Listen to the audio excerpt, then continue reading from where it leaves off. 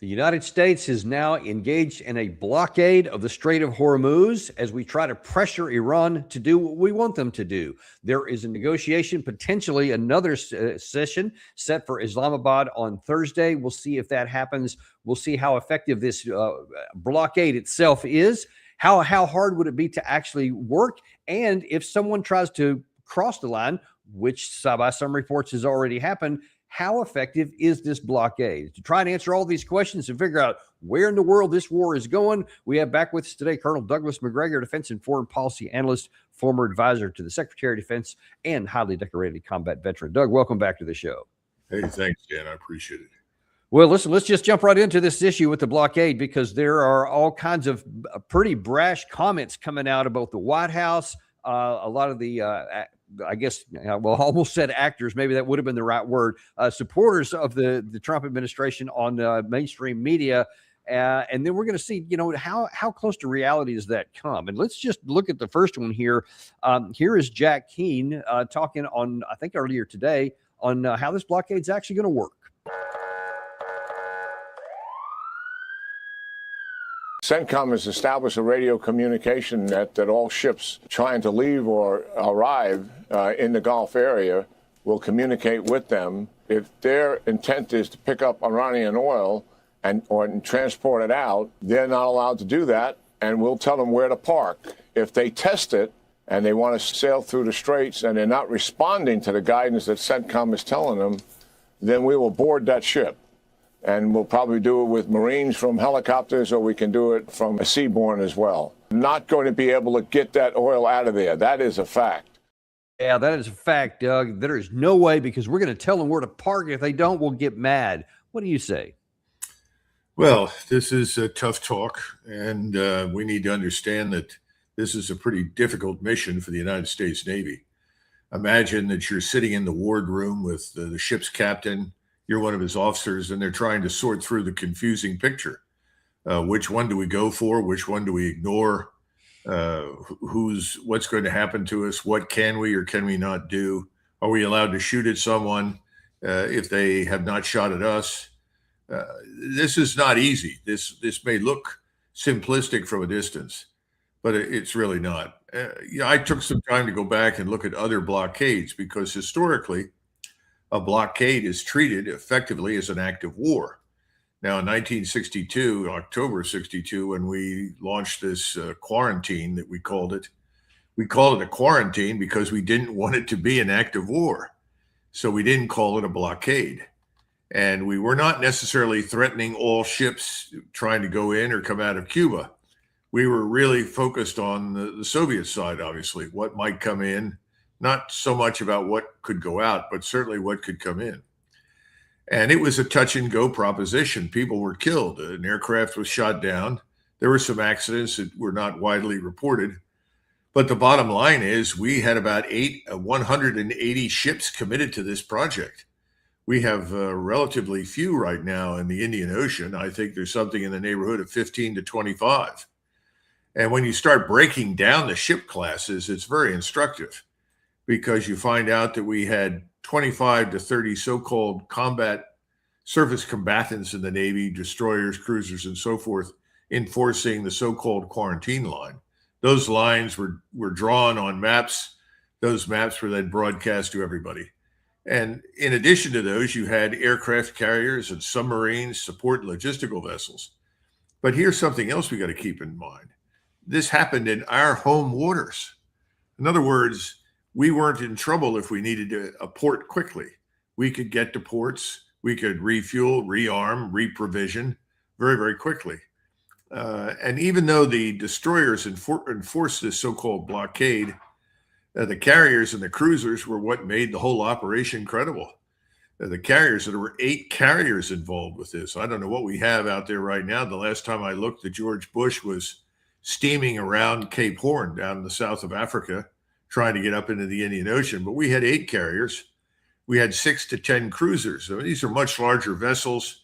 Some were dedicated to submarine chasing. Some were simply carrying aircraft and so forth. But it was not just those around Cuba, which is a big island. You also had additional vessels at sea stopping any ships from the Soviet Union that might try to get in and warding off others. And these were further out in the North Atlantic. In other words, this was a huge effort to ensure anti-submarine warfare dominance, overwhelming air dominance, and effective and nonstop command, control, and air defense. All of these things played into it. Now, I'm not here to suggest for a minute that we should have a fleet of 600 or 800 ships. And we had a lot of ships in those days because, remember, a lot of these vessels were still in service from the Korean and Second World Wars. But I think we have to understand that President Trump decided to do this, and I'm not sure that he sat down with naval planners and asked them, what can you do? What is reasonable? How far can you go? What do you recommend? I mean, normally you don't, and I don't know what happened, but you don't turn to the chairman of the Joint Chiefs and say, this is what I want them to do. Get a hold of the CENTCOM commander, make this happen. Normally, you bring in people that are subject matter experts and you ask questions. I don't think that's ever really happened with President Trump. I simply think he makes decisions and then tells everybody to go for it. Well, and that's exactly what has happened. Is he said, yeah, I want a blockade, and so now he has at least one on paper. But as that graphic Gary was showing up there again, it had this whopping 12 plus warships that were involved with this, according to one of those previous ones there. And as you said, there was 180 on the other one in 1962. So it seems to me that the troops to task ratio, as we used to call it back in the day, it doesn't seem to be like it's really going to get anything really done. And then the bigger question is, what happens if what Jack King was describing there, what if they say park here and they don't? As a matter of fact, it seems that we've already had one example of that. According to drop site news, one Chinese-owned vessel, the Rich Starry, has already transited the Gulf. In fact, it had turned back at one point, and then I guess they got information, I don't know, from Beijing, and they said, no, run it. They did. No one did anything about it. So what does that tell you about the efficacy?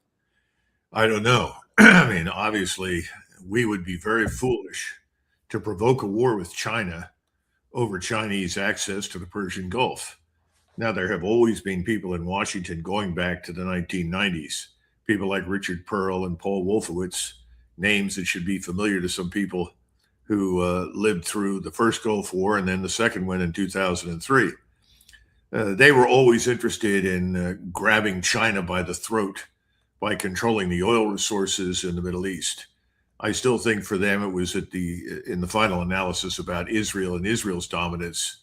But having said that, we would be very, very foolish to precipitate a conflict. So I suspect someone in CENTCOM was given the word that let's not provoke the Chinese over this particular vessel. In the future, we'll work on a way to get past this. I'm not sure that we, at that point, were really sure in great detail of what the rules of engagement were. And, you know, we've talked about this before, whether you're on land or at sea, in the air, those rules really have to be crystal clear. I'm not sure that they are. I would love to see what they're saying.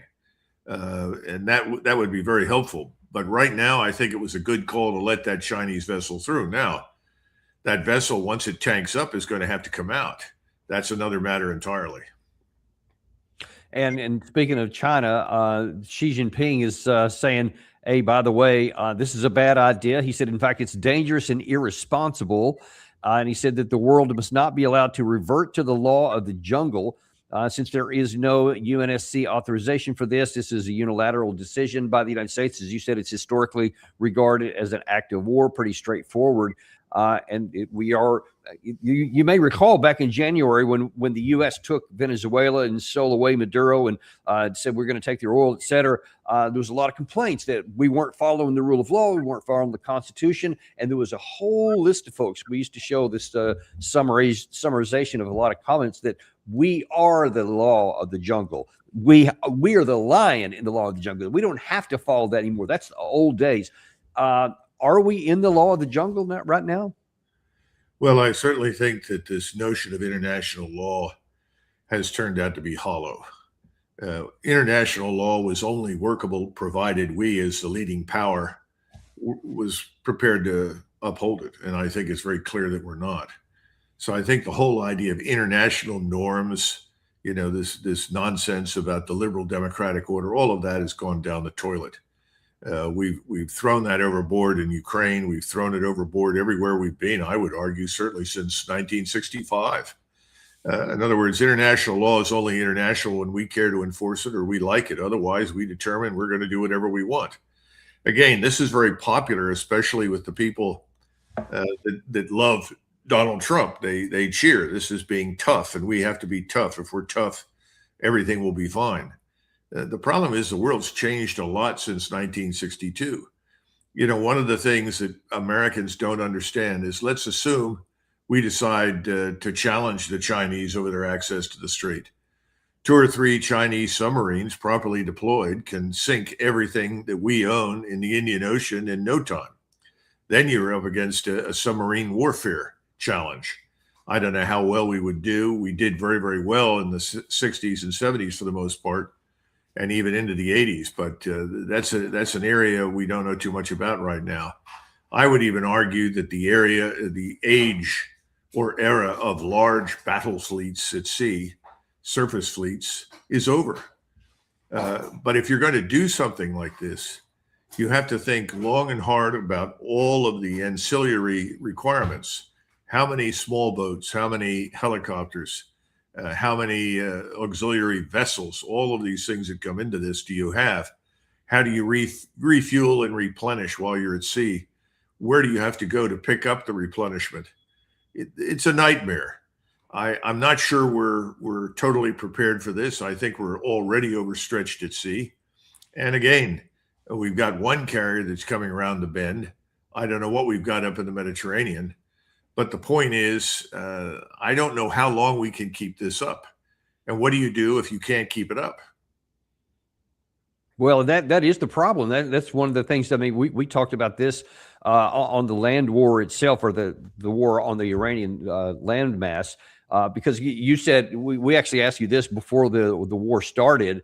How long could the United States, with this armada that had been massed up there, how long could it continue to fight? And you said it would only be some number of weeks, and then they're going to have some kind of a pause to rearm or refuel. And that's exactly what has happened. So now we're in this so-called ceasefire, but one wonders if this was not really because of what you identified early on, that by firing all these missiles, especially at pretty high rate of fire, that we're going to run out of the stockpiles we had physically located there. We're going to have to bring them in. During this time so far, we have seen profound amounts of C-17, C-5, C-130 transports flowing in from Europe and the United States into this area, which gives the impression that they're doing exactly what you suggested and restocking. But the question is, wherever they're getting this stuff from and the primary stocks, how many are there? How long can we keep going on with the missile fire or in the sea too? And I mean, those are critical questions. Do you have any estimates? Well, I know that the Russians and the Chinese are both sending whatever they can in terms of humanitarian assistance as well as military assistance to the Iranians. So I think large numbers of Chinese missiles and certainly missile parts, radars, and so forth have flowed into Iran during this pause. In other words, if this turns out to be not much more than a pause, and I think that's eminently possible, it's possible that by next Monday, we will feel confident that we've refurbished the force to the point where we can renew the war. I mean, I would not exclude that by any means. The ceasefire will only last as long as we see some benefit to it.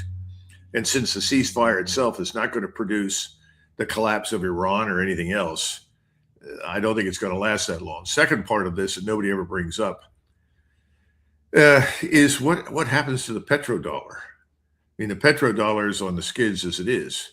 Right now, Iran has already begun urging everybody to pay for oil in yuan. Frankly, they'll take other forms of currency, but they're not going to take dollars. I think we're staring at the end of the petrodollar. If this lasts much longer, we've had it. And people don't seem to understand how important the petrodollar is. By compelling everybody to do business in the energy markets with dollars, you ensure that the dollars that are spent end up being reinvested in the United States in our treasury bonds. That's being the modus vivendi, the engine of our prosperity. If that stops, and I think that's almost a certainty that it will, our entire economic way of life is going to change, and we're not going to like it very much. Certainly not at the beginning. And then finally, you've got the problem of, all right, you've refurbished for how long again? Is it another 10-day stretch, another 2-week stretch? And it's just not clear. The problem with this is the same one that we've had with other American operations in the past. This quarantine was an exception. That was very carefully thought through. What do we want to accomplish? How long do we think this is going to last? What's our methodology? And what do we want things to look like when it ends? All of that worked out. Again, we were operating in our home waters, and the Soviets discovered that they were too far from home to sustain themselves in a serious conflict with the United States. We now are in the same position the Soviets were. We're trying to sustain ourselves 6,000 to 7,000 miles from home ports, airfields, and so forth. We don't have a lot of support. The Europeans aren't supporting us, and for very good reason. They think this is crazy. It's destabilizing. It's destroying the global economy. They want nothing to do with it. The Japanese, the South Koreans, the Chinese are all in the same boat. There's no benefit to any of them of this lasting too much longer. Although, if you're Chinese and you have a huge petroleum strategic reserve, and they do, you probably are good for another 2 months or so, maybe 3. And they also have developed and looked for alternatives, and they've tried to develop renewables at home. So I think the Chinese are probably better positioned to outlast this than almost anybody. But everybody else is on the razor's edge. The longer this goes on, the more and more and more of our former friends, partners, allies, whatever you want to call them, will desert us, and we'll be standing there all alone, going broke in the process, because all of this has to be funded. And how much does it cost a day for us to maintain this fiasco? Is it $1 billion, $1.5 billion? I don't know, but I'm sure it's a great deal of money. And again, we're deeply in debt. Our position is not improving in that regard. We can't stop inflation, and this sort of thing always feeds inflation. Wars create inflation. And that's the reason why you want to avoid it. So I don't see any good news for President Trump and his administration with this particular approach. Well, and I want to go down that path you just mentioned there about the allies, because that is really important. President Trump has been really trying to knuckle down and put lots of pressure on our allies, both in Asia and in Europe, to say, hey, why aren't y'all coming and helping us? I mean, we're just asking for a little bit of help, is the way he put it yesterday.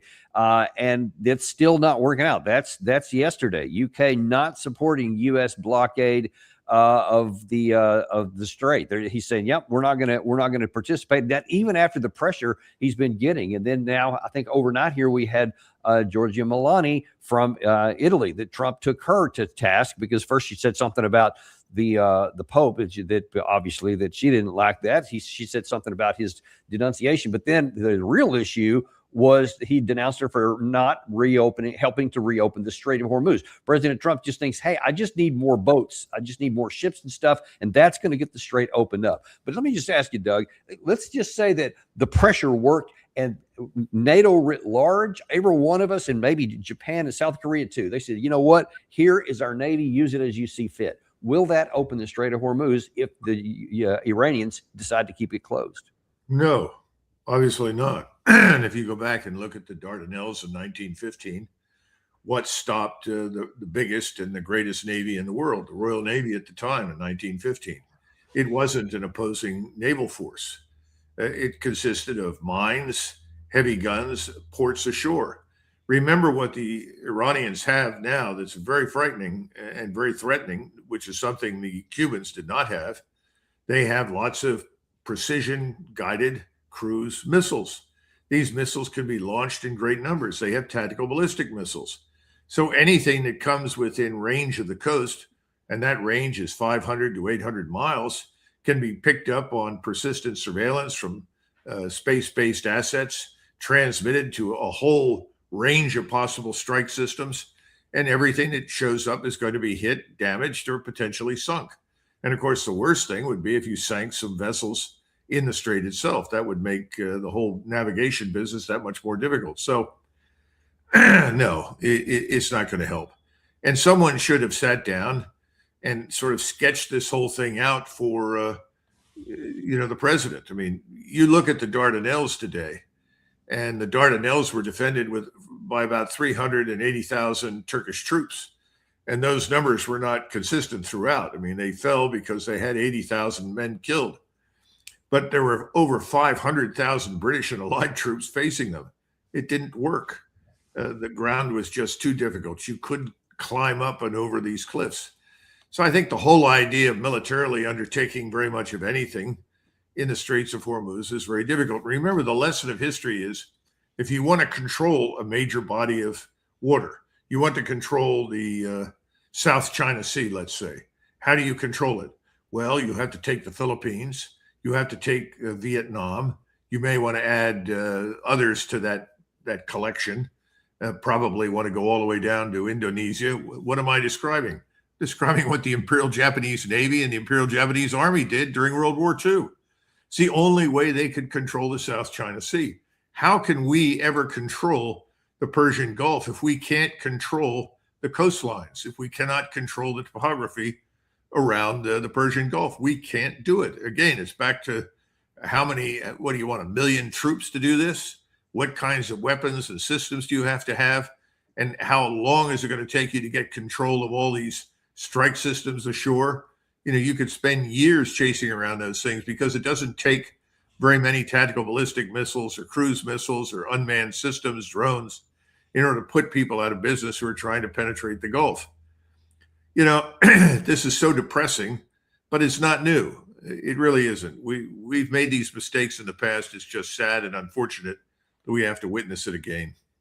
And here's part of the problem, Doug. I mean, not that there's not a lot of problems you've already enumerated, but we're talking about all those things you just said. In fact, you know, about how long, how many troops, how would they be supplied, what's the logistics system, et cetera, all those kind of things, which should all automatically end the concept phase say, all right, well, this is not a doable thing. But yet there it is.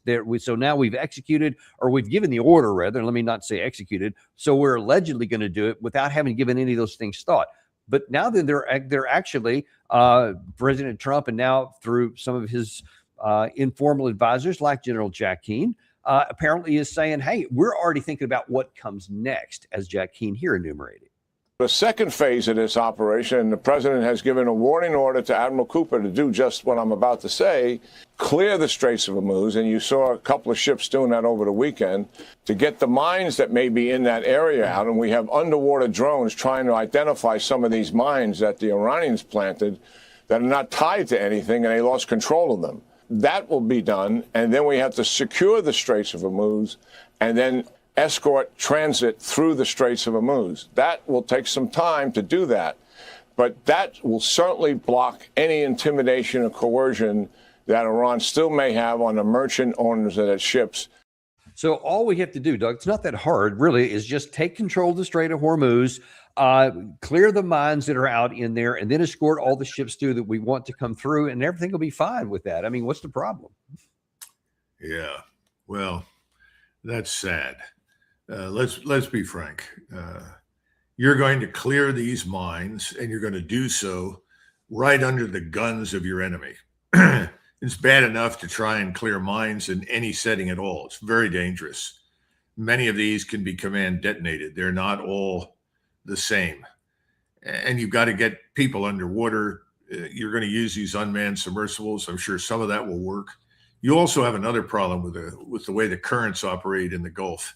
If there are mines dumped into the Gulf, they have a habit of being caught up in an eddy, and they continue to sort of rotate inside these waters. In other words, they don't necessarily flow out to sea.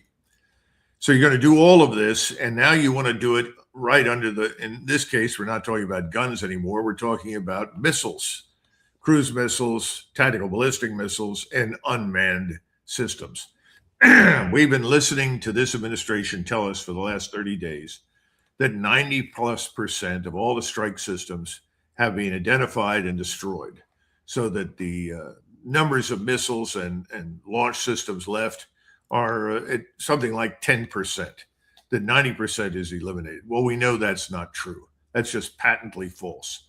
We knew when the ceasefire started that you still had at least 45 or 50,000 drones. In addition to that, you probably have 15 to 20,000 missiles. I suspect now, thanks to the Chinese and the Russians, those numbers have gone up substantially.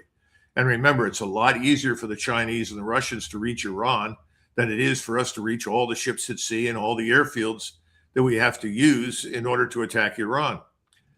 So I think, if we look at the price right now of petroleum, in March, it rose 21%, 21%, the highest increase since 1967. Fuel oil prices are up by 31%. Now we're not even beginning to talk about all the other products, petrochemical feedstocks, aviation fuel, grid balancing, fertilizers. If you don't get those to market, which is a huge problem right now, you're looking at massive industrial production shutdowns. That's already happened with plastics all across Asia. It's happening now to a lesser extent, but increasingly with microcircuitry. In other words, we're not just talking about driving Iran into the sea or destroying Iran. You're talking about a global energy system that is being brought to a standstill, not by something Iran has done, but by what we have done. How many times do we have to remind everyone that we are the ones, along with the Israelis, that attacked Iran? We were not attacked. When we attacked Iran, we caused Lloyd of London's to immediately cease underwriting the movement of any ships with insurance.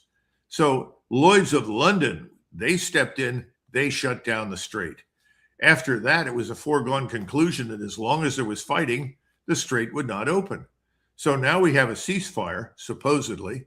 The ceasefire is supposed to be the prelude, we all hope, for some sort of reasonable negotiated settlement. That seems unlikely because we continue to put forth Israeli demands to the Iranians. And the Iranians have no intention ever of submitting to those demands from Israel. They know what this war is all about. People will talk about China and other things. That's nonsense. This war is about the Israeli state and the supremacy of the Jewish state throughout the entire region. And their agents inside the United States are holding us hostage to that outcome. We can't produce that outcome right now. And the longer it takes, the weaker we look. The longer it takes, the more likely others are to enter the conflict. And thus far, we have always waved them off and said, oh, no one will ever do that. Oh, they'll never do that. What? The Turks? They'll never do anything. The Egyptians? They'll never do anything. The Chinese? They'll never do anything. How many times do you have to do this? I remember sitting around in January of 2022 with a round table of people in Washington, D.C. and said, oh, the Russians would never intervene in Ukraine. Why? That would be catastrophic for their economy. They could not sustain it. They couldn't withstand the pressure. We are stupid. We have to understand that when you give people no alternative, no other way to extricate themselves from the crisis, they will fight. And so now we've learned that the Iranians are not going to submit. There will be no capitulation. There will be no surrender ceremony on the battleship Missouri for President Trump to show up and attend. It's not going to happen. And the CENTCOM commander, Admiral Cooper, I don't know anything about the man.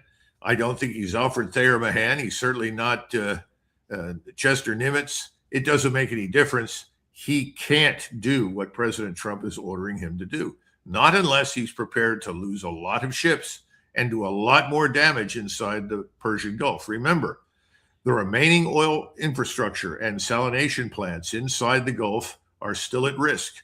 And the Iranians have made it clear, if you attack us, you destroy these things, we will wipe all of it out on the western coast. Well, that puts us out of business in the Persian Gulf for a decade, Dan. We're looking at a decade of stoppage. The whole world will suffer terribly from this. So it's just not going to work. And, if we stopped right there about what that second part of what Jack Keane said was the follow-on mission that apparently has already been given as a prepare order by President Trump to Admiral Cooper. So the question is going to be if that's unsustainable, if you can't get that part done, then you can really stop the conversation there. Unfortunately, the conversation hasn't been stopped there because it is now very clear, painfully clear by what I'm about to show you, that lesson has not been learned, or not even lesson. Those realities are not understood, that it's something that we can't physically do, because piled on top of that, now that we're talking about these negotiations again. Now, as a quick reminder to everybody, of course, last Saturday, there was the meeting in Islamabad between the United States and Iran, and it ended with Vance walking out and saying, well, we gave them our best final offer and they didn't take it. Now then we're saying, all right, well, maybe that wasn't the last offer. Maybe we'll go back again, maybe on Thursday. So there may be another meeting on Thursday. Well, Vice President Vance, I guess it was last night, put a little bit of a clarity on what he would be looking for at this negotiation. And you tell me as you're watching this, what do you hear different from here that might sound differently or get a different reaction from the Iranians? There are two things in particular where the President of the United States really said we have no flexibility. We have to get to the outcome that the President said. On the first of those things, what some people call the dust, which is the enriched uranium that the Iranians currently possess, we have said that we want that to come out of their country and we would like to take possession of it. Now, why does that matter? That doesn't matter, of course, because they have access to that material now. That material is actually buried underground by Operation Midnight Hammer. But if you think about this over the long haul, the president doesn't want to leave the next president or the president after that to be worrying about this program. And so we would like to get that material out of the country completely so that the United States has control of it. And the second thing is that, again, to this point about verification, it's one thing for the Iranians to say that they're not going to have a nuclear weapon. It's another thing for us to put in place the mechanism to ensure that's not going to happen. Part of that is, of course, to ensure that they don't have the ability to enrich uranium, which is how they got so close to a nuclear weapon before. So, I mean, why would Iran do those kinds of things when they see you can't even really do this first one here? What do you think about that? For Iran, it's a matter of national sovereignty. This means if they're going to comply with these demands, that they're effectively turning over the enriched uranium to us, and they're allowing us to conduct intrusive inspections. Now, the JCPOA that was passed under, or not passed, the wrong word, that was agreed during the Obama administration addressed all of these things. President Trump, under great pressure from his Zionist billionaire donors, threw it out. Now he's asking not only for intrusive inspections, he wants no uranium enrichment at all. I'd say it's a non-starter, and there's no point in meeting to discuss anything. If you're an Iranian right now, however bad the damage is to your country, you know that you hold the strategic initiative. You don't have to put 50,000 troops around the straits. You control the straits with precision strike, precision fires. You don't have to have large numbers of people there. A few is always helpful, and that's what they've got. A few who are very good at doing what they do with the small boats and the submersibles and so forth. But they don't have to do anything else. They also know that if we continue down this road and we renew the attacks on Iran, that the world is going to be deeply alienated and turn violently against us. We could actually see a coalition of nations that come together, and I don't want to speculate on who could be in the coalition, but I think some people in America would be surprised, who simply come together and say, enough. And if you don't stop, we will treat you and your forces anywhere we find them as the enemy. That's how serious the crisis is around the world. Now, we haven't talked a lot about what's happening in Japan or the problems in Korea, and I hope we'll talk a little bit about what's going on in Europe, because what the European heads of state are saying, look, we can't do this. They don't say publicly, stop attacking Iran, but privately say it's got to stop. It can't go on. Pretty soon they'll say it publicly, because we can't live with this outcome. So Iran's in the driver's seat. What we expect to get from another round of talks is beyond me, other than window dressing, the image or illusion of some sort of legitimate approach to peace. There is none right now. And I wonder, Doug, if this is evidence that maybe we need more time to get more ammunition into theater, et cetera, because I was thinking, look, there's no real reason to think that Iran is going to have magically changed its position, especially in light of we're still in the ceasefire situation. By the way, the Iranian side is doing the same as we are. They are definitely restocking and resting their forces and getting ready for the next phase. They are doing everything they can with that. So they're just getting recovered, I guess, militarily from the first round of this so far. So are we. But now that Vance has offered nothing new here, so one wonders, why would you be talking to go back on Thursday when you literally just said on Saturday night, this is our final last offer? But then he's not offering anything different at all, and something that he knows for sure the Iranians, it's a non-starter. So why do you think that they're offering a Thursday meeting? No one has told us the truth from the beginning of this operation until now. We've never had a truthful picture of what we have and have not accomplished. We've had to listen to the little Air Force 4-star stand there like an accountant reading from a spreadsheet and tell us, we have attacked 7,000 targets. We have hit every target, and we have been successful, and we have accomplished all of the assigned tasks. Well, that's like saying, well, the patient over here who's terminal, we cut off his left leg. We patched him up, near his heart, and we're very successful. Obviously, in the meantime, the patient is dead, but nobody bothers to mention that. You didn't tell us to keep the patient alive. You told us to operate, so we operated. This is stupid. This is counterproductive. This is insane. It will come to nothing. But President Trump doesn't want to suffer the humiliation of admitting that we've done all that we can do. Military force is now no longer the right answer, and we're going to take a different approach. And we are going, in the meantime, to disengage our forces from the current conflict. We are going to look to other mediaries, others who are willing to help us to negotiate a more favorable outcome than we can get on our own. That's humiliating for him. He can't do it. A great man can do it. He can't do it. This is the product of Roy Cohn. Everybody should look up Roy Cohn, who was his mentor. C-O-H-N, first name Roy. That man was one of the most evil, despicable human beings on the face of the earth. And he imparted his wisdom to President Trump, and President Trump has lived by it. And one of his rules was never admit anything. Never admit defeat. Say you were successful when you weren't. Say that you're in charge when you're not.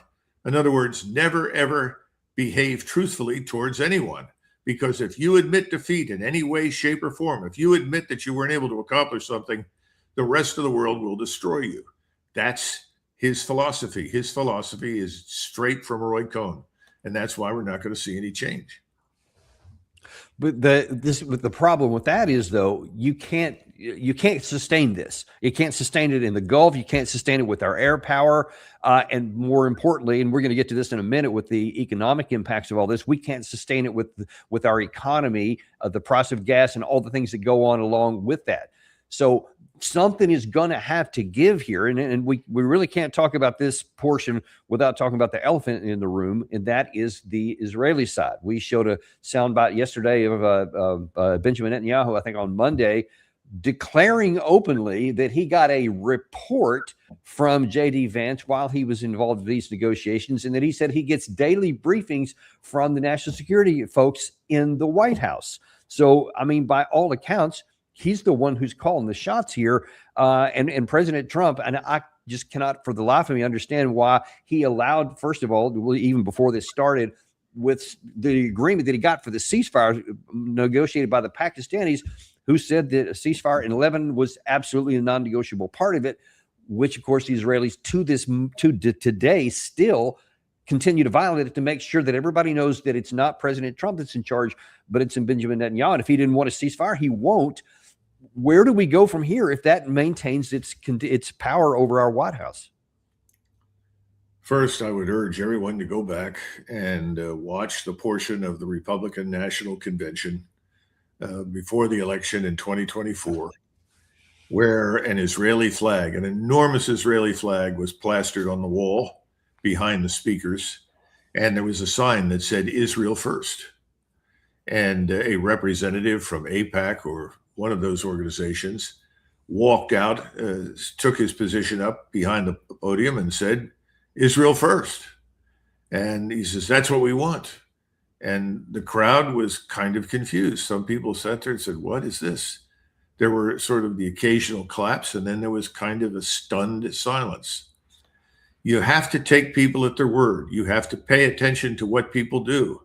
So people should have gotten the message right then and there that we are headed into a new kind of American administration, one that treats Israel and its interests and the interests of its agents in the United States as preeminent. as essentially supreme and superior to all other interests of the United States. They do this by insisting that the interests of the Israelis and their agents in the United States and dominance of the Middle East to establish their supremacy, that interest is identical to our own. Well, we all know that's not true, but not very many people took that seriously. So that's the first part. The second part is that at some point, since President Trump is turning out to be unsuccessful in accomplishing all of the objectives that he was assigned by the Israel lobby and its agents in the United States, the Zionist billionaires, it may turn out that President Trump is more of a liability than an asset. If he can't get it done and he can't bring down Iran, if he can't destroy this state, well, then I guess we'll have to move on to someone else. And I think that could happen because the Congress, remember, is, with very few exceptions, just as much beholden to the Israel lobby and its donors as it is to anything else. So you don't see or listen to or hear very many objections from people on the Hill to what President Trump is doing. Oh, they'll attack him for anything you can think of, for being a member of the Epstein class, for declaring bankruptcy 6 times in his life, whatever. But the bottom line is they're not objecting to this because they've been paid to be silent and go along. But if the Zionist billionaires tell their friends on the Hill that it's time for a change, then I suspect we could see J.D. Vance become president. The problem with J.D. Vance, of course, is no change. You're still dealing with someone who is very much in the grip of the lobby and the Zionist billionaires. Now, perhaps if he gets there, he could prove us wrong, but there's not much evidence right now to suggest that he isn't, because remember, you could not join this administration. You could not be on the ticket. You could not be part of the cabinet unless you signed on for Israel first. When you have a system that you've set up, that doesn't mean that you have to pass muster with President Trump per se, but you have someone like Larry Ellison determining whether or not someone should or should not be Secretary of State, Secretary of Defense, we call it war now, and World War II nostalgia, or any of the other key cabinet posts. You know that you've lost control of your government. This is no longer an American government. It belongs to the people with the money who are Israel firsters. What are you doing with a White House chief of staff, Susie Wiles, who was actually on a campaign advisor in Israel for Netanyahu? This is very strange stuff. You know, there was a time in this country when people were very, very, very sensitive to foreign influence.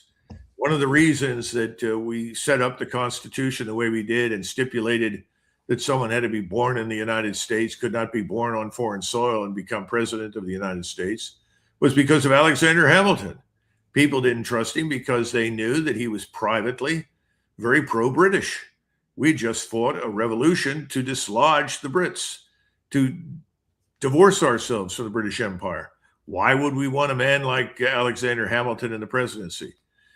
This is something it's not entirely new, but it really is new in the sense that the government is not in the hands of Americans acting exclusively, primarily in the interests of the United States and the American people.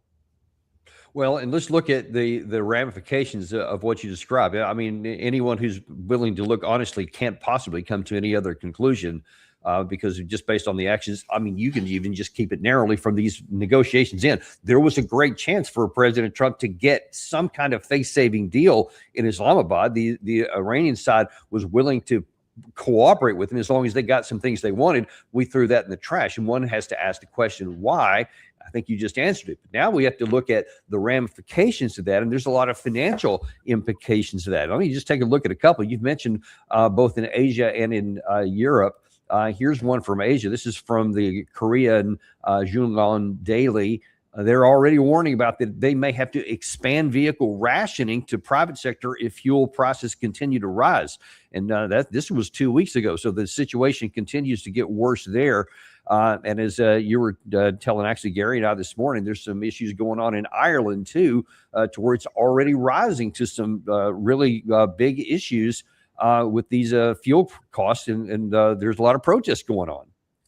Well, I think it's very important to watch what's happening in Ireland. I would say that if you're a European or an American, Ireland is the canary in the coal mine. Now, why do I say or American? There are people in the United States who don't understand that oil is a fungible commodity. That simply because we have a great deal of oil in the United States, that the price of oil will remain low. That's not true. And if this goes forward, as I think it will, to a failure of ceasefire and eventual renewal of the war on Iran, I think what you're going to see is a precipitous rise in fuel prices here in the United States. And diesel is a huge problem, not just in Ireland, but across Europe, because they have a particular type of diesel that is being mandated by the European Union that depends very heavily on urea. And that particular component is something that comes out of the Persian Gulf in great quantities. If you can't get it, then you have to use regular diesel. But the problem is all the trucks are fitted with catalytic converters designed to use fuel that is based on urea. Now, I encourage everybody who's watching this, go look this up. But if you're an Irishman and you own a truck and your living depends upon the use of that truck to deliver goods for you to be paid, and you can't drive it, that's it. It's the end. You lose everything. You have no income.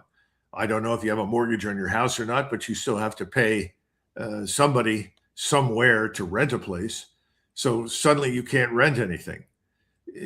Nothing else matters at this point. Then the next thing that you begin to feel the pinch from is the absence of all the foodstuffs that you would normally receive, because those foodstuffs are not arriving in the same quantity or the same quality that they once did. In other words, the supply chains you're accustomed to begin to break down. Now, Ireland is a very good place to watch because it's small. Things happen there and their repercussions are felt everywhere far more quickly. And to all of this must be added something else. And this is something else that we've discussed in the past, I think. They have an enormous number of foreigners in the country that the vast majority of the Irish do not want in the country, do not like in the country, and would like to expel. Now suddenly you have these foreigners who are competing for the same things the Irish population wants and needs, which leads you as an Irishman to say, wait a minute, who are you? Where are you from? What are you doing here? You're from a country 5,000, 6,000, 2,000 miles away, and you act as though you own it, that you have a right to be in my country. That's when things get very ugly. That's when internal unrest races out of control. And at some point, Irish soldiers and Irish policemen who are trying to maintain order are going to have to make a decision. Whom do I protect? On whose side do I stand? Do I stand with the Irish, which is what I am, or am I going to run around and try to protect foreigners? This is why in 1929, 30, and 31, Herbert Hoover, as president of the United States, deported 9 million Mexicans. He didn't deport them because he disliked them. He deported them for the following reasons. Number one, most of them were holding jobs that were now needed by Americans. Number two, he knew that if he did not get them out of the United States, they could become objects of violence. In other words, they could be the recipients of what I just described potentially happening in Ireland. In fact, I think it's already begun. And he didn't want to see that. So he said, send them home.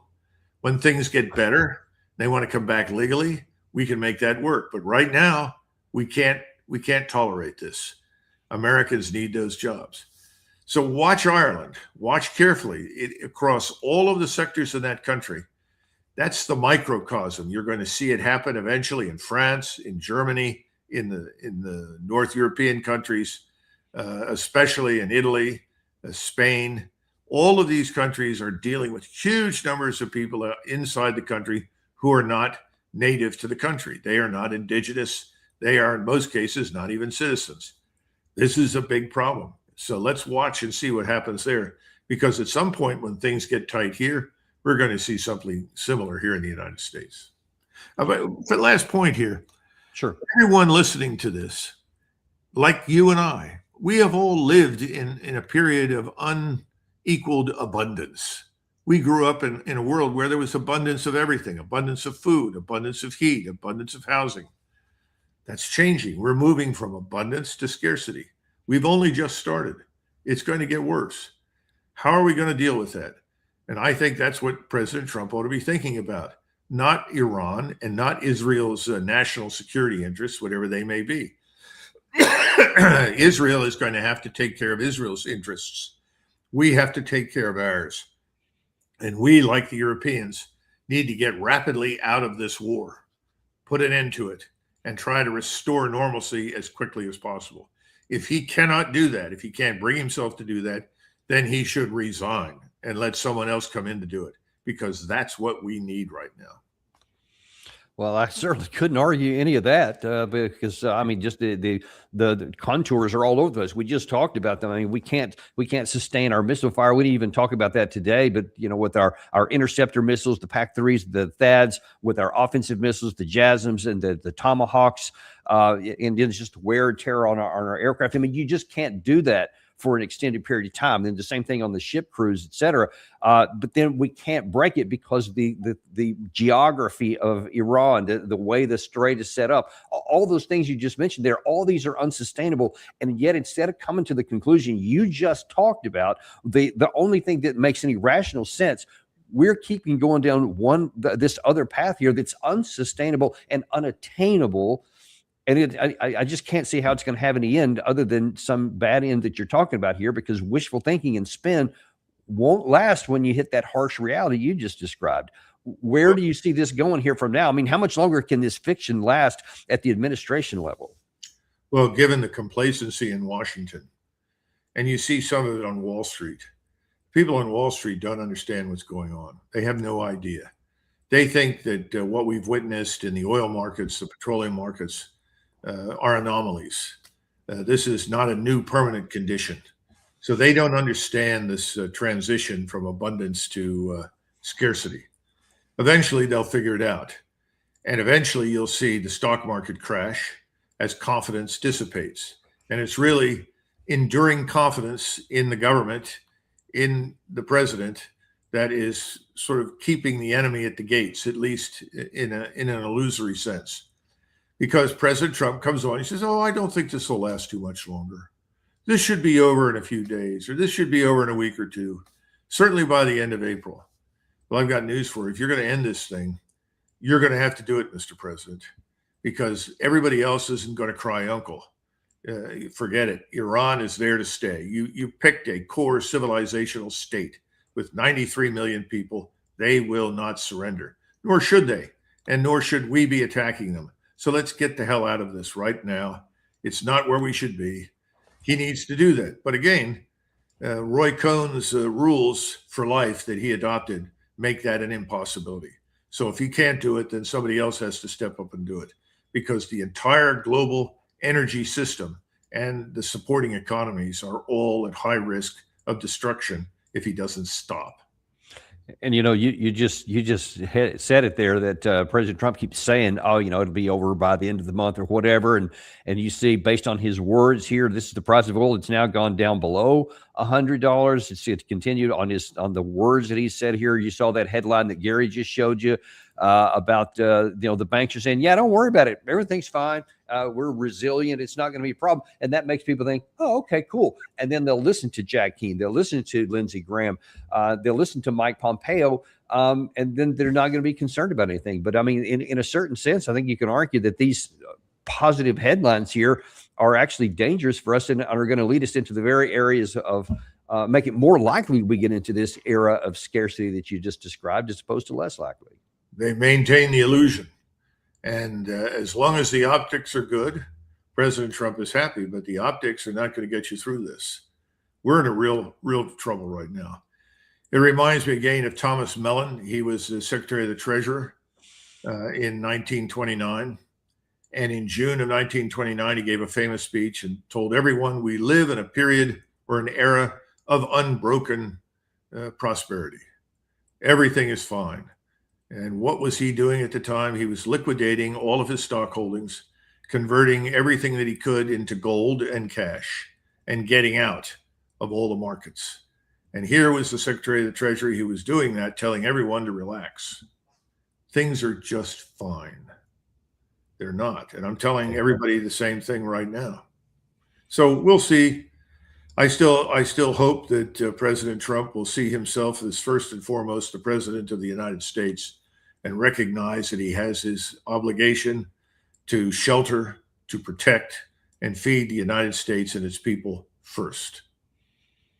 Let's certainly hope that, because the alternative is pretty dark, and I hope we don't have to find out. I'd hate to see the Ireland microcosm turn into our bigger problem here, but I think that's out there if we don't heed some of your warnings here. But thank you very much for coming on today, Doug. We always really appreciate it. And remind people to go to the MagregorWarrior.substack.com, to where you can keep up with Doug on a daily basis. He talks about what's going on here. He's got a lot of great stuff there already. Appreciate you, Doug. And also, just to let you know, we've got Patrick Henningsen coming up in about an hour from now. And then we're going to have another good show with Commodore Steve Germany, who's going to be looking at the economics of this in a lot more focused area here, in addition to the Strait of Hormuz, because he has combat experience in some of these things right here on naval ships. But he's also got some issues that you definitely do not want to miss on the economics of this and where we could go if this war lasts much longer. Do not miss that today at 2 p.m. and 3 p.m. on the Daniel Davis Deep Dive. See you then. You know, I don't try to talk you into buying gold or tell you how to run your stock portfolio, but there is a way you can help us. Subscribe, hit that like button, and share this with somebody you love.